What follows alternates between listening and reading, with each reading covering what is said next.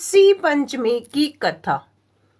विदर्भ देश में उतंक नामक एक सदाचारी ब्राह्मण रहता था। उसकी पत्नी बड़ी पतिव्रता थी, जिसका नाम सुशीला था। उस ब्राह्मण के एक पुत्र और एक पुत्री, दो संतान थी। विवाह योग्य होने पर उसने समान कुलशील वर के साथ कन्या का विवाह कर दिया। देवयोग से कुछ दिनों बाद वह विधवा हो गई। दुखी ब्राह्मण दंपत्ति कन्या सहित गंगा तट पर कुटिया बनाकर रहने लगे। एक दिन ब्राह्मण कन्या सो रही थी कि उसका शरीर कीड़ों से भर गया।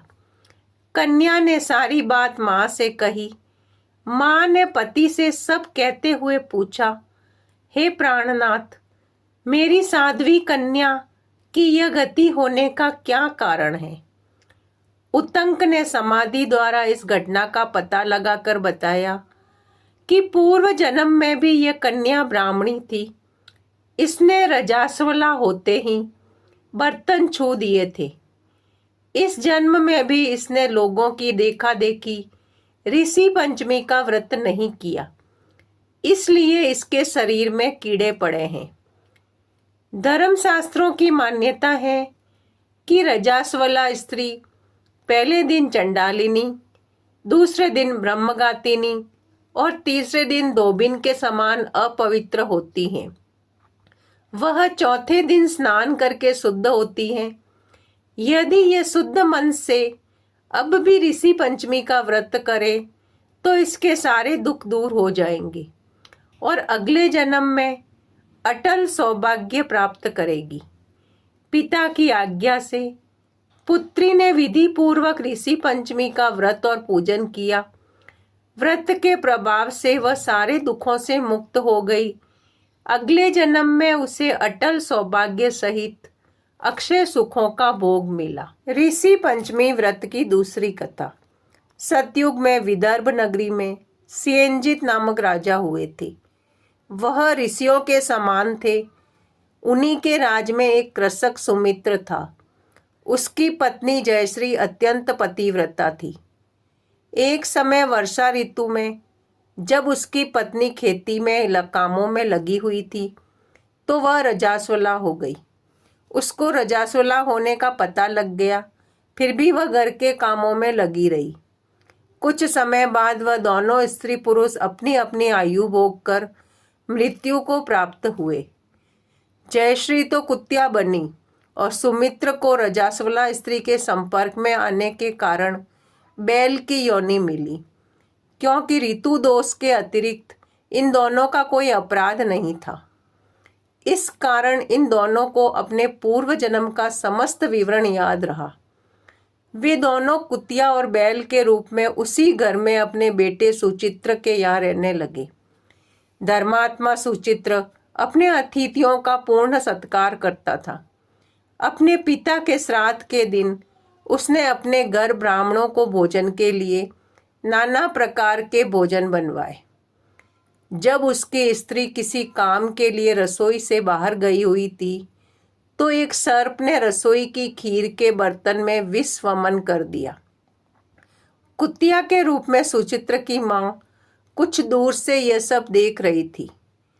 पुत्र की बहू के आने पर उसने पुत्र को ब्रह्म हत्या के पाप से बचाने के लिए उस बर्तन में मुंह डाल दिया। सुचित्र की पत्नी चंद्रवती से कुतिया का यह कृत्य देखा न गया और उसने चूल्हे से जलती लकड़ी निकालकर कुतिया को मारी। बेचारी कुतिया मार खाकर इधर उधर भागने लगी। चौके में जो जूठे बर्तन आदि बची रहती थी वह सब सुचित्र की बहू उस कुतिया को डाल देती थी, लेकिन क्रोध के कारण उसने वह भी बाहर फिकवा दी। सब खाने का सामान फिकवा कर बर्तन साफ करके दोबारा खाना बनाकर ब्राह्मणों को खिलाया। रात्रि के समय भूख से व्याकुल होकर वह कुतिया बैल के रूप में रह रहे अपने पूर्व पति के पास जाकर बोली, हे स्वामी, आज तो मैं भूख से मरी जा रही हूँ। वैसे तो मेरा पुत्र मुझे रोज खाने को देता था, लेकिन आज मुझे कुछ नहीं मिला। सांप के विष के खाने वाले खीर के बर्तन को अनेक ब्रह्म हत्या के भय से छूकर उनके न खाने योग्य कर दिया था। इसी कारण उसकी बहू ने मुझे मारा और खाने को कुछ भी नहीं दिया। तब वह बैल बोला, हे बद्रे, तेरे पापों के कारण तो मैं भी इस योनि में आ पड़ा हूँ और आज बोझा ढोते ढोते मेरी कमर टूट गई है। आज मैं भी खेत में दिन भर हल से जुता रहा। मेरे पुत्र ने आज मुझे भी भोजन नहीं दिया और मुझे मारा भी बहुत। मुझे इस प्रकार कष्ट देखकर उसने इस रात को निष्फल कर दिया। अपने माता पिता की इन बातों को सुचित्र सुन रहा था। उसने उसी समय दोनों को भरपेट भोजन कराया और फिर उनके दुख से दुखी होकर वन की ओर चला गया। वन में जाकर ऋषियों से पूछा कि मेरे माता पिता किन कर्मों के कारण इन नीच योनियों को प्राप्त हुए हैं और अब किस प्रकार से इनको छुटकारा मिल सकता है।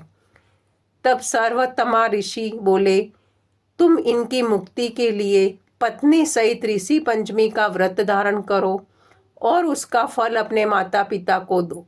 भाद्रपद महीने की शुक्ल पक्ष की पंचमी को मुख शुद्ध करके मध्याह्न में नदी के पवित्र जल में स्नान करना और नए रेशमी वस्त्र पहनकर अरुंधति सहित सप्त ऋषियों का पूजन करना।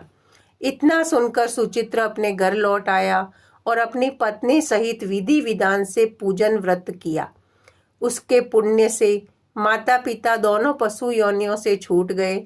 इसलिए जो महिला श्रद्धा पूर्वक ऋषि पंचमी का व्रत करती है वह समस्त शारीरिक सुखों को भोगकर वैकुंठ को जाती है।